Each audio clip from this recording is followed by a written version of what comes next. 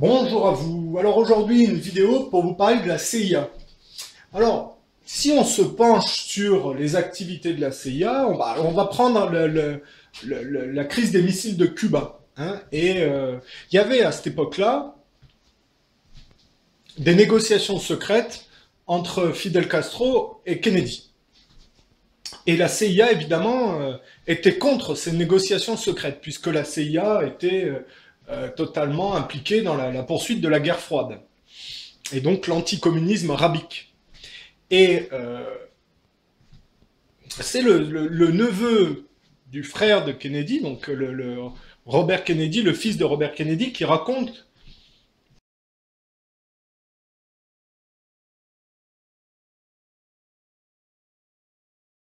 entre autres, que au moment où Kennedy était en train de négocier avec Fidel Castro pour arrêter cette crise qui pouvait déboucher sur un conflit civil, la CIA avait pensé à empoisonner une combinaison de plongée offerte par les États-Unis à Fidel Castro, et le but, c'était de tuer Fidel Castro tout en faisant porter le chapeau à Kennedy. Pourquoi je vous interpelle sur cette manière de procéder? Parce que c'est comme ça que l'inconscient collectif est rabaissé, si vous voulez, par une technique totalement cynique qui consiste à faire porter le chapeau d'un crime sur un type qui veut stopper la guerre froide,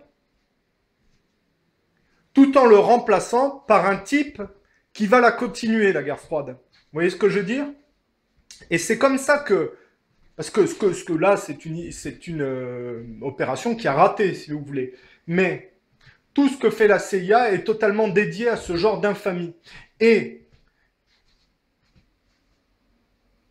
si vous voulez, dans le temps, quand on additionne la totalité de ces opérations mises en place, c'est comme ça que l'inconscient collectif est rabaissé progressivement et au profit, évidemment, d'un globalisme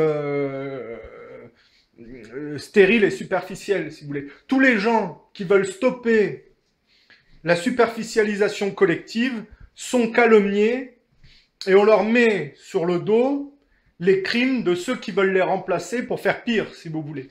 Hein? Kennedy voulait arrêter la guerre froide, il voulait tendre la main aux Russes, il voulait remettre de l'ordre, si vous voulez. Tuer Castro en faisant porter ça, la responsabilité à Kennedy, et donc virer Kennedy pour le remplacer par un anticommuniste rabique, évidemment, c'est comme ça. L'imposture est totale, si vous voulez. Il y a une autre affaire. Par exemple, la prise... vous savez, l'affaire... on est à la fin de l'élection, du mandat de Carter, et Reagan se présente aux élections. Il y a la crise de l'ambassade américaine en Iran, hein, les otages iraniens.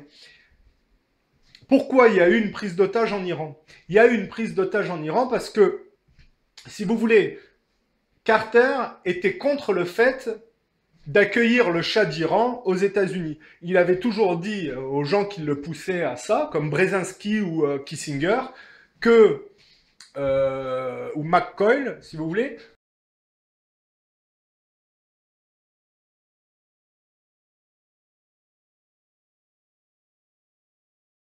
que accueillir le Shah d'Iran, qui avait été renversé par la révolution hein, des religieux, si vous voulez, il avait toujours dit que si les États-Unis accueillaient le Shah d'Iran aux États-Unis, eh bien évidemment l'ambassade américaine serait prise en otage et que ça mettait en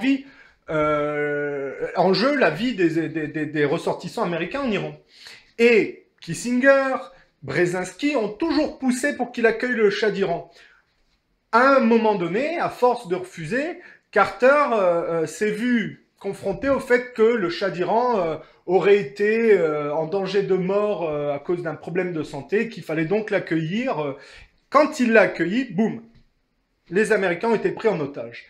Et ce qui est choquant, c'est que Kissinger, Brzezinski, qui était avec Reagan, hein, contre Carter évidemment, qui était pas le pire des présidents américains, hein, Carter, c'était probablement le président américain le plus sensé, même si je mets ça avec les guillemets parce que c'est un Américain et que le début de la guerre au terrorisme, c'est sous Carter, hein, le financement des talibans en Afghanistan pour faire partir les soviétiques, c'est Carter, hein, donc c'est le début de ce qui va donner plus tard Al-Qaïda et la guerre au terrorisme. Hein, bon. Mais, outre ça, Carter était probablement l'un des moins pires des présidents américains.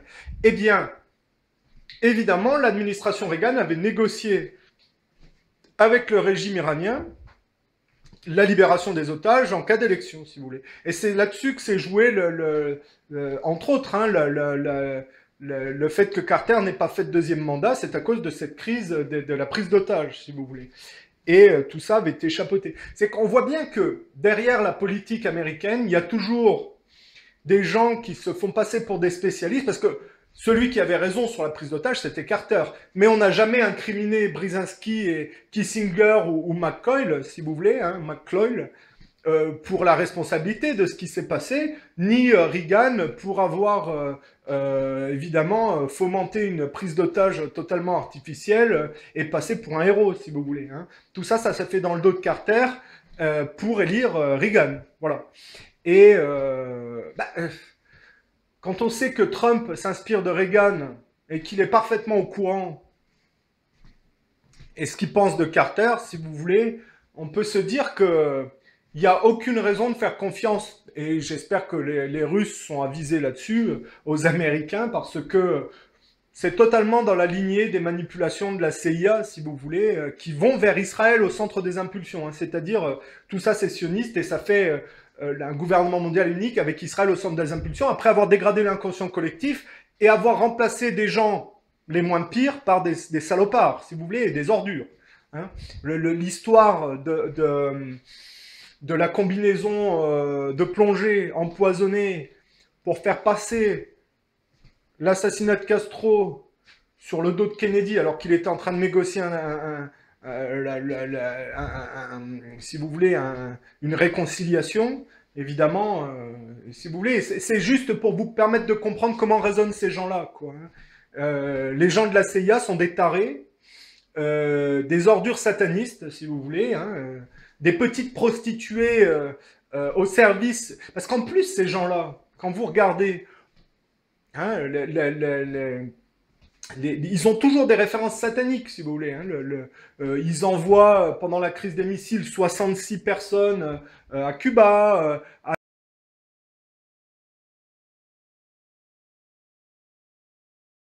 Alpha 66, il y a toujours des références 666 et ce genre de choses. On voit bien que ces gens-là ont un dénominateur commun, que probablement le fond de leur méthodologie est inspiré de l'extrémisme juif, c'est-à-dire de triompher par le mensonge et la duplicité, si vous voulez. Parce que on est dans le darwinisme, hein, c'est-à-dire tous les moyens sont bons pour arriver à ses fins, et c'est pas la spiritualité qui guide tout ça, si vous voulez. Voilà. Bon, bah, c'était pour vous mettre un peu la puce à l'oreille sur le fonctionnement de ces mouvances et la manière dont l'imposture historique se met en place, et d'observer comme tout est lié et comment les choses se mettent en place.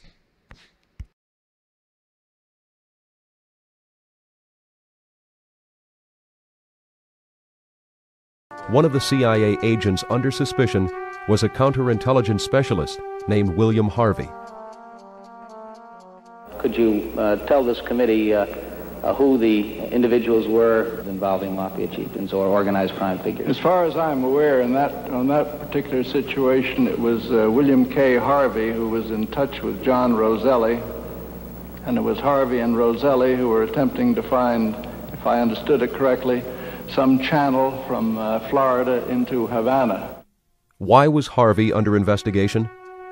William King Harvey, known throughout intelligence as the American James Bond, was assigned by Deputy Director Richard Bissell and Director of Plans Richard Helms to head an executive action program for the CIA, which was created to develop assassination attempts against foreign leaders.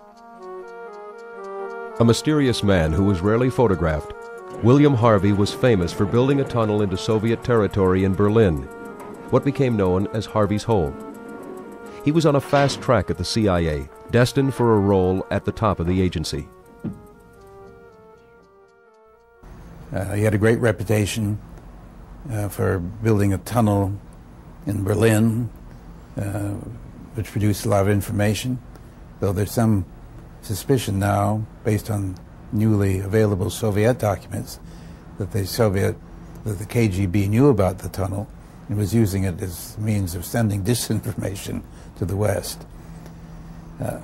He was a heavy drinker, and he had a reputation of being a bull in a china shop. Harvey had held many positions over the years that made him suspicious to the committee.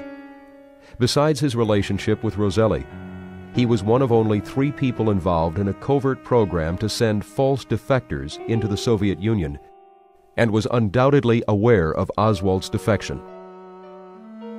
As head of the Executive Action Program to assassinate Castro, he developed a profile of the ideal assassin. In his handwritten notes for the program, codenamed ZR Rifle, he defines the ideal assassin as a person with communist credentials that can be used if the cover is blown.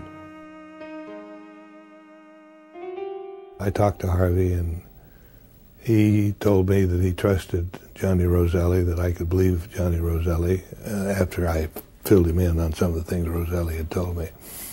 And he confirmed, very reluctantly. It took me not 5 years, but it took me quite a while to get William Harvey to talk to me. When he did talk to me, he confirmed Roselli's story. Finally, Harvey hated the Kennedys. After the Cuban Missile Crisis, he had a confrontation with Bobby Kennedy that virtually ended his career, exiling him to an intelligence station in Rome. During the Cuban Missile Crisis, everything was extremely tense, and suddenly it was discovered that Harvey had sent a team of people into Cuba, and the Kennedys were very concerned that this crisis might explode into nuclear war. And Robert Kennedy particularly was in a rage when he heard that this loose cannon had added a further element of unpredictability to the situation. I mean, we had a terrible experience with the ones that were handling it at the time of the missile crisis. They were going to send 60 people into Cuba right during the missile crisis. Nobody knew what they were doing. They never talked. They explained. I just heard about it because one of the fellows who was going to go wrote me, or got in touch with me and said, we don't mind going, but we want to make sure we're going because you think it's worthwhile. And I checked into it. Nobody knew about it.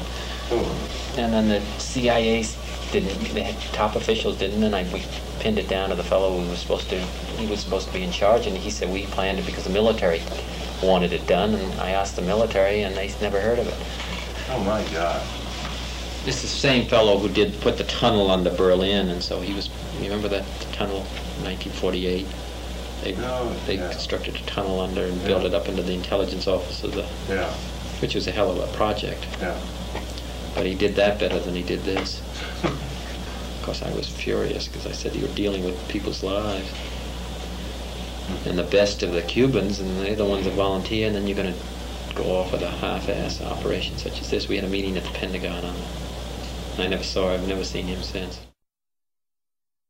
Bill Harvey, in the CIA fashion, instead of being retired as he should have been, was sent as station chief in Rome, where I believe he drank himself to death, or at least into retirement.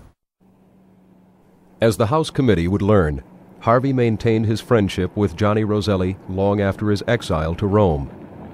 It was this connection that was of serious interest to the committee, and they wanted to ask Harvey about it. Unfortunately, Harvey died of a massive heart attack within weeks of his scheduled testimony. There is now considerable evidence of Oswald's links with agents from the CIA and the FBI in the months before the assassination. In August 1963 in Dallas, the CIA operative Antonio Veciana met with his case officer Maurice Bishop. Bishop was the CIA coordinator of the most violent anti-Castro exile group. And in Dallas, he also met with Lee Harvey Oswald. Actually, Harvey Oswald in Dallas in a meeting of 10 or 15 minutes with Mr.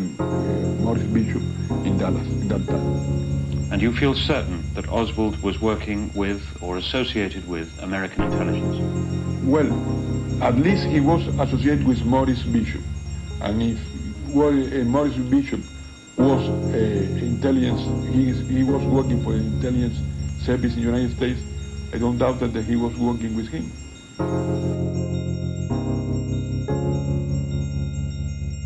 The Select Committee on Assassinations will at this time come to order. The most damaging sealed documents of the House Select Committee on Assassinations accuse high-ranking officials of the Central Intelligence Agency of lying to the people of the United States about Lee Harvey Oswald. House investigators believe this man, David Atlee Phillips, met with Oswald 2 months before the assassination. Phillips was the CIA's chief of Western Hemisphere operations and was in charge, among other things, of plots against Fidel Castro. According to the secret reports, Antonio Viciana, a leader of anti-Castro Cubans directed by the CIA, saw Oswald talking to a senior CIA agent he knew by the cover name Maurice Bishop. Viciana provided enough information for House investigators to compile this sketch of the agent who met Oswald. Could it have been Phillips? Investigators believe it was. Phillips denied under oath that he knew Oswald, but House investigators did not believe him and wanted him charged with perjury. The government declined to prosecute, leaving investigators furious. The director of the CIA in 1963 was John McCone. He caused a sensation among committee staffers when he admitted there was an agent using the cover name Bishop. But a secret memo reveals he was allowed to reverse his testimony. A CIA lawyer wrote the committee, "I should inform you that he had been in error." In summary, Mr. McCone withdraws his statements on this point. The man who fingered Maurice Bishop, Antonio Viciana, was shot in the head soon after testifying, but survived. Frightened, he will no longer talk about the case. We caught up with him in Florida. They wounded me in the head. They're trying to kill me. You know why? Why would anybody? I don't know. Perhaps the FBI knows. The FBI knows. Did they tell you? No. Ask him. Ask them.